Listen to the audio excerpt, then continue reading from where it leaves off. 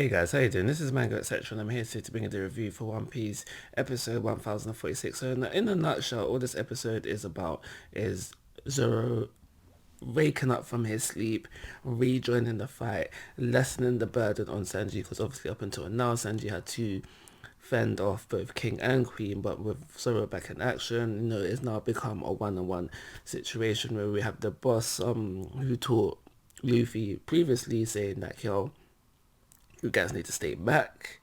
Look at their faces. They don't want no help. It's between them now. All we can do is do the fodder. Rightly so. I don't know why some of those bosses actually wanted to jump into the fight. I think maybe they got a little bit overexcited. I think, yeah, we can win this. No, but I understand what that one boss was saying. In all honesty, I understand his thinking. We've got more in numbers, overpower them, kind of thing. But it wouldn't have worked that way.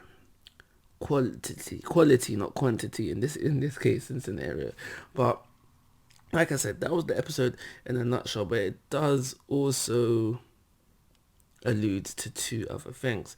The first thing being, and the one I'm going to talk about first, is how we have the boss who taught Luffy basically saying how Zoro reminds him of someone that he used to know from Wano. Basically, what this stuff is doing here is that it hasn't been confirmed. Yeah, it hasn't been confirmed yet within the manga, but it's basically hinting towards Zoro having ties to Wano. And I remember when this was happening in the manga, I didn't like it simply because it's basically saying, okay, cool.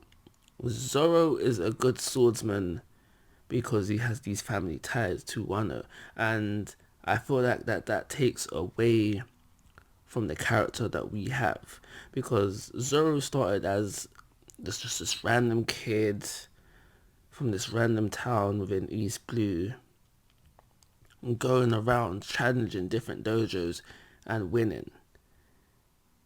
It makes, if Zoro does have ties to Wano, it makes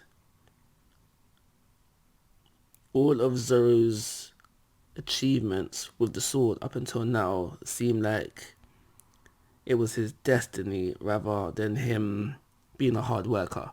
Kind of like in Naruto, where we had the natural born talent and the hard worker. The hard worker was Rock Lee, and he had to work hard to everything he achieved, which wasn't much. But anyway, it gives off that kind of takeaway. It makes this Zoro just seem like he was destined for everything, where he didn't work hard for it. Where I feel like Zoro is more of the hard worker. As I said, he started off as going from dojo to dojo challenging, and then we see how hard Zoro does train, not just as a kid, but we see that a little bit more. But we know in present day he does do a lot of training as well. We see it sometimes in filler scenes, we see it in the openings, and we see it in like actual canon stuff as well. So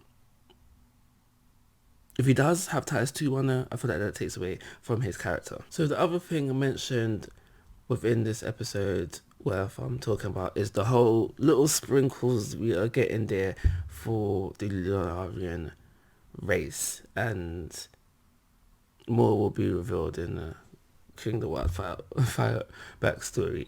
But yeah, that's basically it. So I did notice an up in animation for the action scenes, which did make this episode more enjoyable. But however, because I was going about the choreography of the fight, because we actually haven't started the fights yet, and I do believe that this quality of animation will continue into both fights, both King versus Zoro and Sanji versus Queen. I do believe things will only get better. But yes, I did notice that as well. But that is essentially everything I've got to say about this episode. Unfortunately, I still think it only deserves a 3-star rating. I don't give half ratings no more. What was close in the 4 territory. Let's just say that. But like always, guys, I'm asking for your thoughts and opinions. If you haven't already, please go to my YouTube channel. But most importantly, take care. Have a nice day.